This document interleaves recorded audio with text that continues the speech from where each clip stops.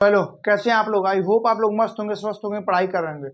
तो आइए आज देखते हैं हम क्लास 10th के चैप्टर नंबर 5 यानी हम देखते हैं जैव प्रक्रम में श्वसन क्या होता है। तो कल के लेक्चर में आप पार्ट 1 में देख चुके होंगे कि श्वसन क्या होता है, श्वसन की क्रियाविधि क्या होती है, उसके बारे में आप जान चुके होंगे। आइए आज देखते हैं मानव में श्वसन कैसे होता है, उसके बारे में हम क्या करते हैं, जानते हैं। तो देखिए ये क्या है बाबू, हम पढ़ेंगे आज मानव में श्वसन। मानव में श्वसन यानी रेस्पिरेशन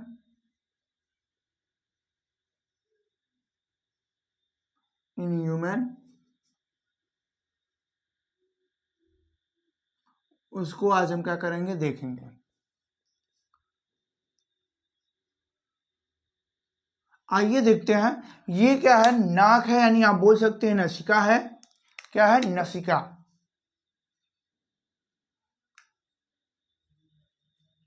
नसिका है।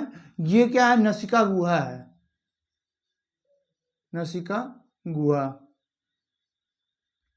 तो देखिए जब क्या करते हैं, हम सांस लेते हैं, क्या करते हैं, सांस लेते हैं यानी एयर को जब हम इनहेल करते हैं, शरीर के अंदर लेते हैं, तो ये क्या होता है, दो छिद्र होते हैं। ये आगे की ओर क्या होते हैं, दो छिद्र होते हैं। उन दोनों छिद्रों के रास्ते से यानी नसिका छिद्र के रास्ते से क्या होता है, एयर हमारे नासा गुहा में क्या करता है, प्रवेश करता है। कहाँ प्रवेश करता है? नासा गुहा में। और जब नासा गुहा में प्रवेश कर लेता है तो यहाँ छोटे छोटे क्या होते हैं, नासा गुहा में बाल होते हैं, छोटे छोटे बाल होते हैं। और नासा गुहा में क्या होती है, तो आप बोल सकते हैं श्लेष्म ग्रंथियां होती हैं या श्लेष्म झिल्ली होती है, जो क्या करती है, श्लेष्म का स्राव करती है। तो हवा में उपस्थित धूल को, किसको, धूल के कण को क्या करता है, यहाँ पे वो फिल्टर कर देता है, यानी क्या कर देता है, ट्रैप कर लेता है, पकड़ लेता है। केवल और केवल हमारे शरीर में क्या प्रवेश करता है, एयर प्रवेश करता है। अब देखिए यहाँ पे कई घुमावदार रास्ते होते हैं। क्या होते हैं? नासा गुहा के अंदर कई घुमावदार रास्ते टाइप में बने हुए होते हैं, जो क्या करते हैं, जो हवा को, यानी नासा गुहा क्या करता है बाबू, पहला काम क्या करता है नशा हुआ, तो पहला बोल सकते हो आप कि पहला काम करता है धूल के कण को, यानी धूल का क्या करता है, फिल्ट्रेशन करता है यानी साफ करता है। एयर यानी हवा को साफ करता है।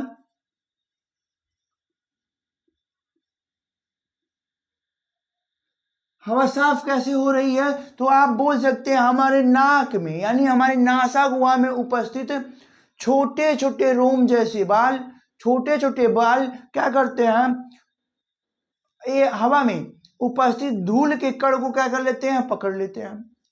म्यूकस मेम्ब्रेन यहां होती है, क्या होती है, दूसरा लिख सकते हैं श्लेष्म झिल्ली।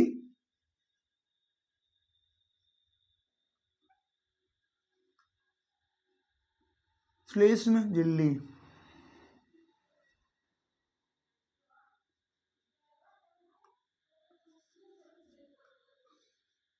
श्लेष्म झिल्ली क्या करती है लल्ला, श्लेष्म का स्राव करती है। किसका स्राव करती है? श्लेष्म का।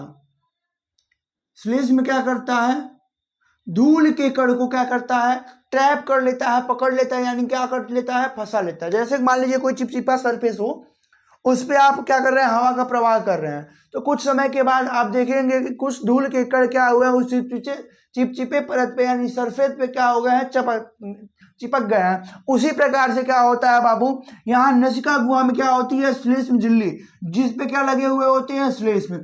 श्लेष्म क्या करते हैं, धूल के कण को पकड़ लेते हैं। क्या करते हैं, धूल के कण को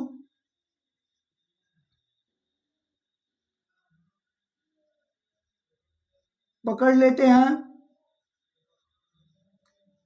यानी हवा को क्या करते हैं, दोनों मिल करके, यानी नासा हुआ इनडायरेक्ट या आप बोल सकते हो, और नासा हुआ क्या करती है, हवा को साफ करती है,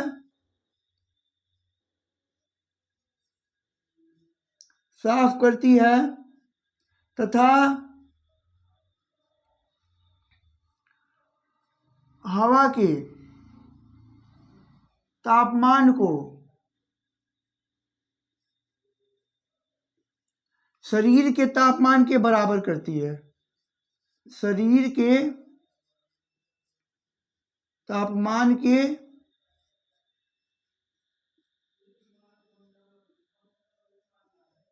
बराबर करती है। किसके बराबर करती है? शरीर के तापमान के बराबर करती है। तो नासिका गुहा क्या करती है बाबू? नासिका गुहा क्या करती है लल्ला? तो ये क्या करती है? हवा को साफ करती है। दूसरा श्लेष्म झिल्ली क्या करता है? धूल के कण को पकड़ लेता है। तीसरा पॉइंट क्या लिख सकते हैं आप? तीसरा पॉइंट लिख सकते हैं हम कि नासा गुहा में जो घुमावदार रास्ते हैं, ये घुमावदार रास्ते क्या करते हैं? उसके शरीर के तापमान को क्या कर लेते हैं? हवा के तापमान के क्या कर लेते हैं? शरीर के तापमान के बराबर कर लेते हैं। यहां से समझ में आया होगा। आगे आते हैं तो आप देखते हैं ग्रसनी। ये एरिया जो दिख रही है, ये एरिया यानी यहाँ मुख से खुल रही है। कहाँ से खुल रही है? मुख से। ये मुख से खुलती हुई एरिया जो दिख रही है, यहाँ श्वसन नल भी खुल रहा है और मुख भी खुल रही है, यानी नसिका गुहा भी खुल रही है और मुख गुहा भी खुल रही है, जिसको हम क्या कहते हैं? ग्रसनी कहते हैं। क्या कहते हैं? ग्रसनी कहते हैं। ग्रसनी क्या होती है? दो पार्टों में डिवाइड होती है, यानी आगे की ओर मान लो ये क्या है? ग्रसनी है। आप मान सकते हैं ग्रसनी है। तो ग्रसनी दो पार्ट में डिवाइड होती है। कितने पार्ट में? दो पार्ट में। जो आगे की ओर ग्रसनी होती है उसको हम कहते हैं मुख ग्रसनी। क्या कहते हैं? मुख ग्रसनी। पीछे की ओर जो ग्रसनी होती है, यानी दो पार्ट में आप क्या करो, इसको डिवाइड करोगे तो आगे की ओर यानी इस साइड जो दिख रही होगी आपको, उसको हम क्या कहते हैं? सामने वाली साइड को, उसको हम कहते हैं मुख ग्रसनी। और पीछे वाली साइड को हम क्या कहते हैं? तो पीछे वाली साइड को हम कहते हैं नासा ग्रसनी। पीछे वाले साइड को हम क्या कहते हैं? नासा ग्रसनी कहते हैं। अब आगे देखिए, एयर कहां प्रवेश किया? कंठ द्वार। यहां क्या है? कंठ द्वार है। कंठ द्वार है। क्या है? कंठ द्वार। कंठ द्वार के जस्ट नीचे ये जो आपको दिख रही होगी, मेल्स में क्या होती है? अधिकतर दिख रही होगी, ये हड्डी जो दिख रही है आपको बाहर की ओर निकली हुई, इसको हम क्या कहते हैं? कंठ कहते हैं। क्या कहते हैं? कंठ कहते हैं। इसके ऊपर वाले छोर को, यानी कुछ इस तरह से आपको दिखेगा,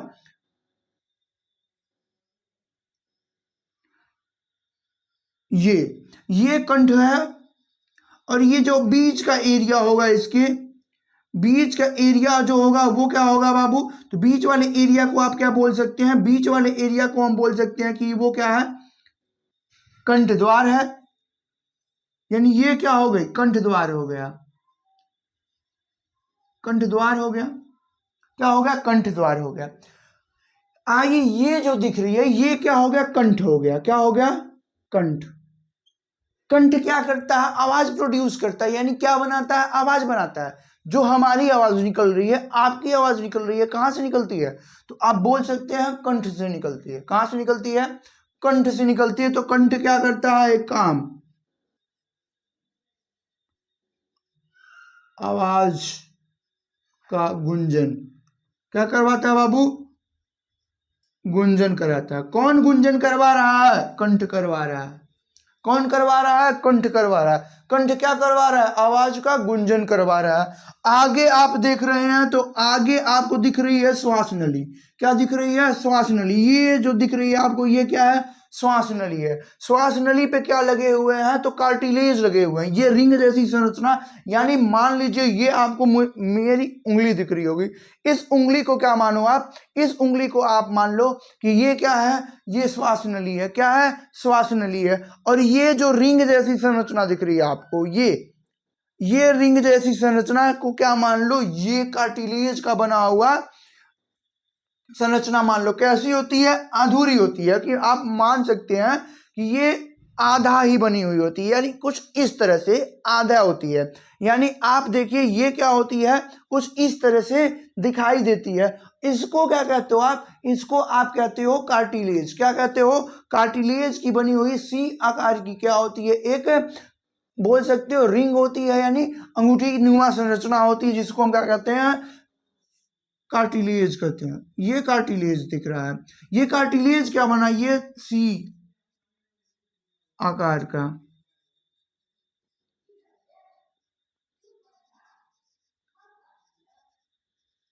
कार्टिलेज की बनी हुई संरचना होती है, संरचना होती है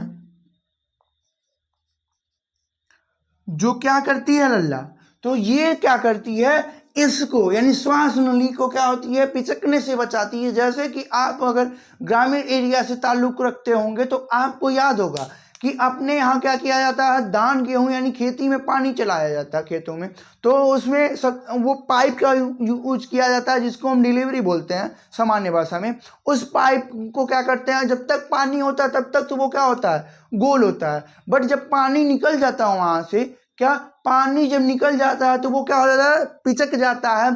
उसी प्रकार से हमारा क्या है, श्वास नली है। तो श्वास नली आगे की ओर क्या होती है बाबू, उपस्थित है। पीछे की ओर तो क्या है, आहार नल हमारा है, आहार नल सपोर्ट देता है। आगे की ओर कोई सपोर्ट नहीं है, जिसलिए प्रकृति ने क्या लगाया हुआ है, श्वास नली में आगे की ओर, किधर, आगे की ओर लगाया हुआ है क्या, कार्टिलेज का बना हुआ एक संरचना होता है। कैसा होता है, सी आकार का होता है, जो क्या करता है, इस श्वास नली को, जो क्या करता है, श्वास नली को, किसको, श्वास नली को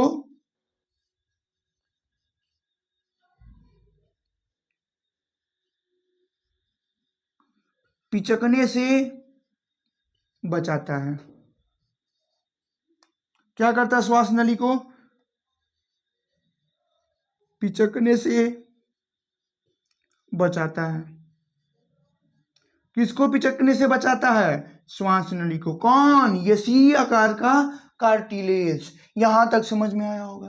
अब देखिए आगे ये श्वसनी आकर के श्वास नली क्या होता है, आगे श्वास नली आके यहाँ पे T5 रीजन में, यानी यहां से आप गिनती शुरू करो, 1 2 3 4 5 करके, आपकी जहां पे हड्डी महसूस हो रही होगी कि पचई है, वहां से क्या होता है, कुछ इस तरह से क्या हो जाती हैं, दो भागों में डिवाइड हो जाती हैं।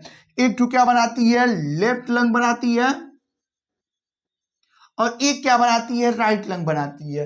लेफ्ट लंग कितने पार्ट में डिवीजन होता है, दो पार्ट में, दो पार्ट में डिवाइड होता है। बट जो राइट लंग होता है, यानी जो दायां फेफड़ा होता है, वो तीन पार्ट में क्या होता है, डिवाइड होता है। राइट वाला लेफ्ट की अपेक्षाकृत क्या होता है, बड़ा होता है। लेफ्ट वाला राइट की अपेक्षाकृत क्या होता है, छोटा होता है। अब देखिए ये किसमें परिवर्तित हो गई या किसमें विभक्त हो गई, तो आप बोल सकते हैं श्वसनी में। इसमें श्वसनी में T5 रीजन पे कहा किसमें परिवर्तित हो गई है, श्वसनी में परिवर्तित हो गई है। यह श्वसनी आगे जाकर के ये श्वसनिकाएं बनाती है। क्या बनाती है, श्वसनिकाएं। आप यहां लिख सकते हैं,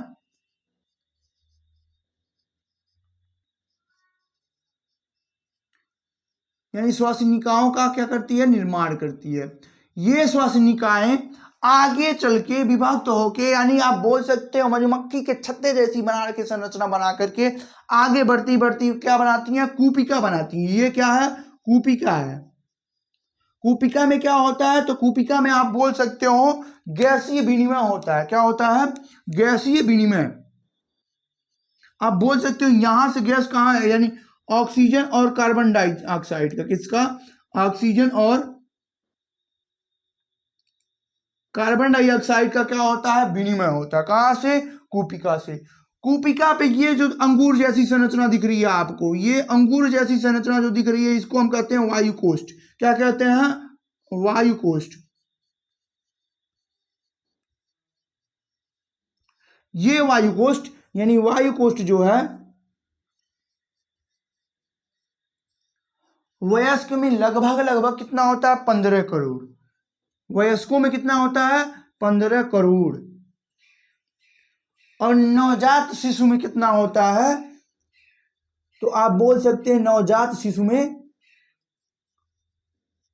2 करोड़।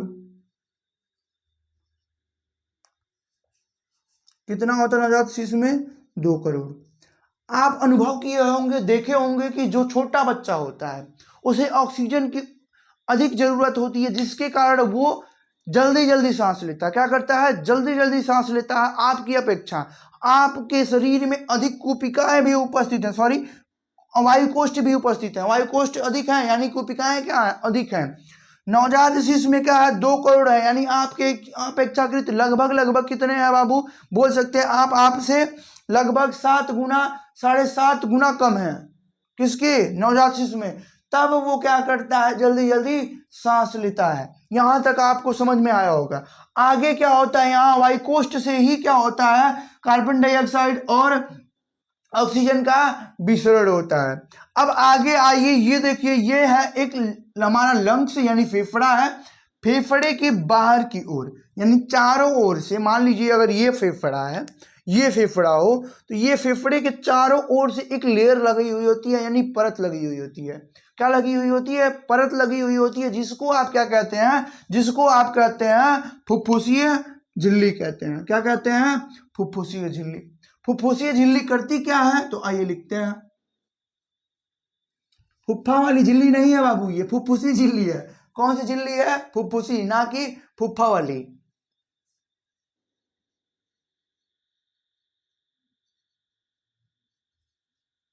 फुफ्फुसीय झिल्ली, ये फुफ्फुसी झिल्ली क्या करती है, हमारे फेफड़े को, किसको, हमारे फेफड़े को बाह्य आघात से बचाती है। जैसे कि आप मान लीजिए आप कुछ सामान रखे हुए हैं, सामान रखे हुए हैं, ऊपर से एक लेयर लगी हुई है, उस लेयर के बीच में कोई द्रव भरा हुआ है। इस लेयर के बीच में, ये आपको लेयर के बीच में ये द्रव दिख रहा होगा।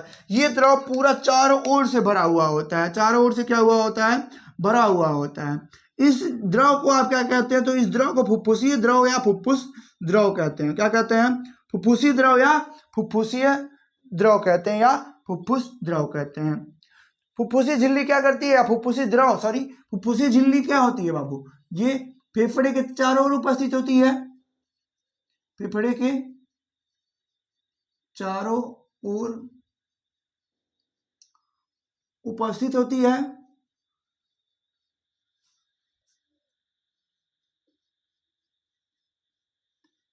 कहाँ उपस्थित है, फेफड़े के चारों ओर उपस्थित है। आगे आप आ रहे हो तो देख रहे हो फुफ्फुस द्रव या फुफ्फुसीय द्रव, फुफ्फुस द्रव या फुफ्फुसीय, फुफ्फुसीय द्रव। फुफ्फुसी द्रव क्या कर रहा है, फुफ्फुसी द्रव हमारे फेफड़े को बाहरी आघात से, यानी ऐसे अगर आपको कोई चोट कर रहा है, हीट कर रहा है आपको, तो वो क्या करता है, जो द्रव भरा होता है वो इधर उधर होकर के आपके फेफड़े को बैलेंस बनाता है। आपके फेफड़े का क्या करता है, बैलेंस बनाता है। मतलब आप बोल सकते हो बाहरी आघात से क्या करता है, फेफड़े की सुरक्षा करता है। तो आप लिख सकते हैं कि फुफ्फुसीय द्रव फेफड़े को बाहरी आघात से, फेफड़े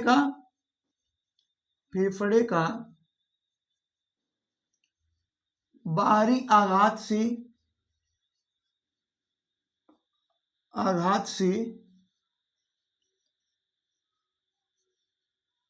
रक्षा करता है। क्या करता है, रक्षा करता है। तो ये समझ में आया होगा आपको, किसका रक्षा कर रहा है, तो फेफड़े का रक्षा कर रहा है। कौन कर रहा है, फुफ्फुसी झिल्ली में के बीच में क्या उपस्थित है, फुफ्फुसीय द्रव, वो क्या कर रहा है, तो वो हमारे फेफड़े को बाहरी आघात से क्या कर रहा है, बचा रहा है, यानी उसका रक्षा कर रहा है।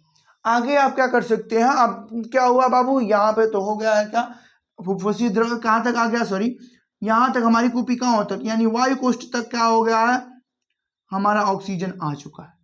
अब लिखते हैं हम ऑक्सीजन या कार्बन डाइऑक्साइड यानी गैसीय विनिमय लिखते हैं। क्या जानते हैं, गैसीय विनिमय, गैसीय विनिमय होंगी कैसे, तो आप बोल सकते हैं कि ऑक्सीजन का रुधिर के द्वारा क्या होना, संचरण होना, संचरण नहीं होगा, कैसे होगा, एक जगह से दूसरी जगह कैसे जाएगा, रुधिर के द्वारा ऑक्सीजन। तो रुधिर में क्या उपस्थित होते हैं, हीमोग्लोबिन। क्या उपस्थित होते हैं, हीमोग्लोबिन। हीमोग्लोबिन का हीम भाग जो होता है बाबू, वो क्या होता है, वो आयरन होता है, और ग्लोब्यूलिन भाग जो होता है वो प्रोटीन होता है। तो हीम भाग यानी आयरन भाग क्या करता है, एक हीमोग्लोबिन 4 कार्बन सॉरी ऑक्सीजन के साथ, एक हीमोग्लोबिन 4 ऑक्सीजन के साथ क्या करता है, बॉन्डिंग करता है, यानी जुड़ता है और ऑक्सीजन को लेकर के जाता है। यानी आप बोल सकते हो कि गैसों का विनिमय रुधिर में उपस्थित है। गैसों का विनिमय रुधिर में उपस्थित रंजकों के द्वारा होता है। किसके द्वारा होता है? रंजकों के द्वारा। तो आइए लिखते हैं गैसीय विनिमय। गैसीय विनिमय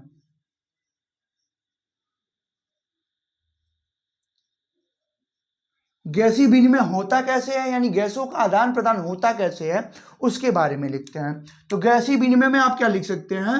तो गैसीय विनिमय में हम लिख सकते हैं कि गैस रुधिर में उपस्थित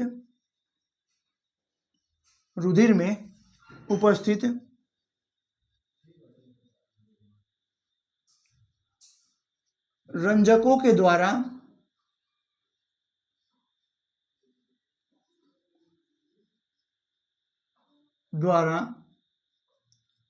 एक स्थान से दूसरे स्थान तक पहुंचते हैं। यानी आप बोल सकते हैं फेफड़े से कोशिकाओं तक पहुंचते हैं।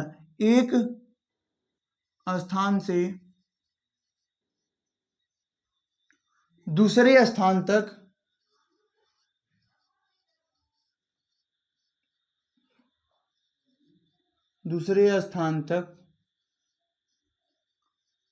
पहुंचते हैं। क्या करते हैं? एक स्थान से दूसरे स्थान तक पहुंचते हैं। जैसे कि आइए एग्जाम्पल, एज एन एग्जाम्पल हम देखते हैं किसका? ऑक्सीजन का। यानी एग्जाम्पल में लिख लीजिए आप ऑक्सीजन का विनिमय। ऑक्सीजन का विनिमय कैसे होता है? तो आप लिख सकते हैं ऑक्सीजन का विनिमय रुधिर में उपस्थित हीमोग्लोबिन के हिम भाग यानी आयरन क्या करता है? 4 ऑक्सीजन से क्या कर लेता है? बॉन्डिंग कर लेता है। मान लीजिए ये क्या है? आयरन है। आयरन क्या करता है? 4 ऑक्सीजन से क्या कर लेगा? बॉन्डिंग कर लेगा, यानी क्या कर लेगा? जुड़ जाएगा। क्या कर लेगा? जुड़ जाएगा। और इनका क्या करेगा बाबू? तो इनका विनिमय करेगा, मतलब एक स्थान से दूसरे स्थान तक लेकर के जाएगा। कौन? आयरन। आयरन कहाँ उपस्थित है? हीमोग्लोबिन में। हीमोग्लोबिन के किस भाग में उपस्थित है? हिम भाग में उपस्थित है। आइए लिखते हैं ऑक्सीजन का विनिमय। तो आप लिख सकते हैं रुधिर में उपस्थित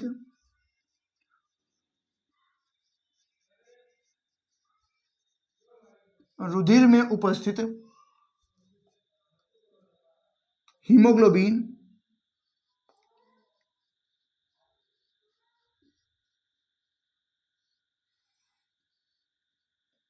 ऑक्सीजन का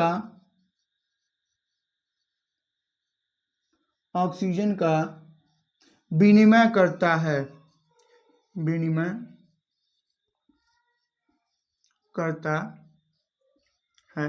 किसका विनिमय करता है? ऑक्सीजन का विनिमय करता है।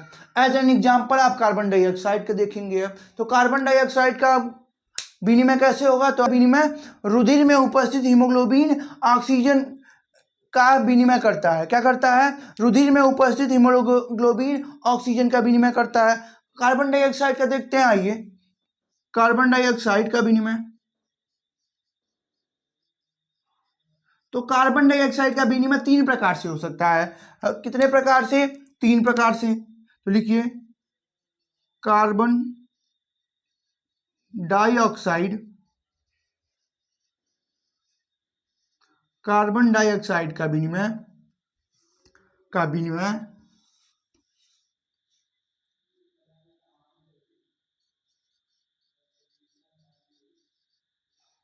3 प्रकार से हो सकता है। 3 प्रकार से हो सकता है। कौन कौन? तो आइए देखते हैं। तो पहला आप बोल सकते हैं कार्बोनिक अम्ल के रूप में। किसके रूप में? कार्बोनिक अम्ल के रूप में।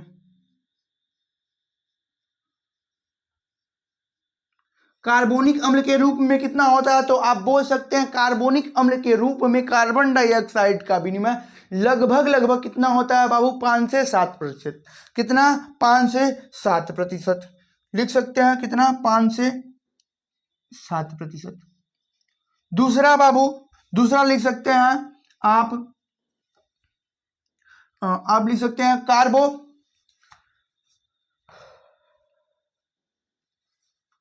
दूसरा लिख सकते हैं कार्बो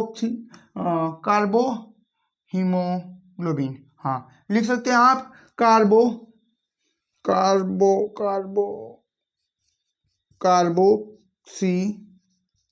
कार्बोक्सी हीमोग्लोबिन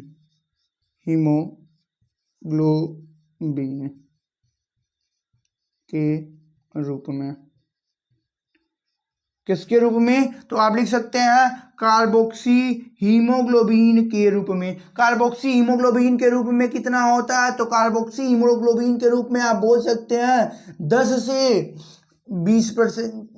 कितना? 10 से 20%। 10 से 20% किस रूप में होता है? तो आप बोल सकते हैं 10 से 20% कार्बोक्सी हीमोग्लोबिन के रूप में होता है।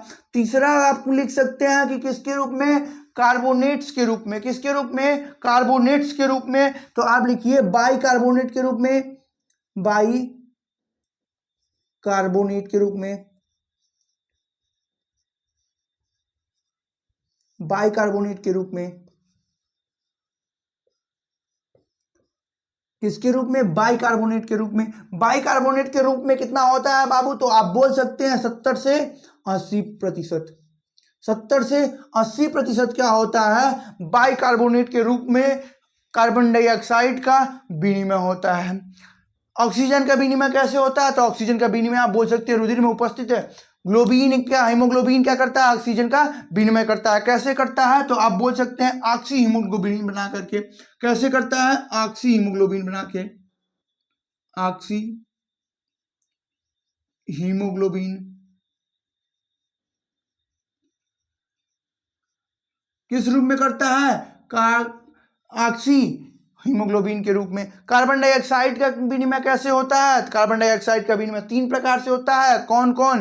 कार्बोनिक अम्ल के रूप में। कार्बोनिक अम्ल के रूप में कितना प्रतिशत? लगभग 5 से 7%। दूसरा कार्बोक्सी हीमोग्लोबिन के रूप में। कार्बोक्सी हीमोग्लोबिन के रूप में लगभग 10 से 20%। 10 से 15 लिख लीजिए आप। 10 से 15%। तीसरा है बाइकार्बोनेट के रूप में। बाइकार्बोनेट के रूप में कितना प्रतिशत होता है? तो 70 से 80% होता है। आई होप आपको समझ में आया होगा। अब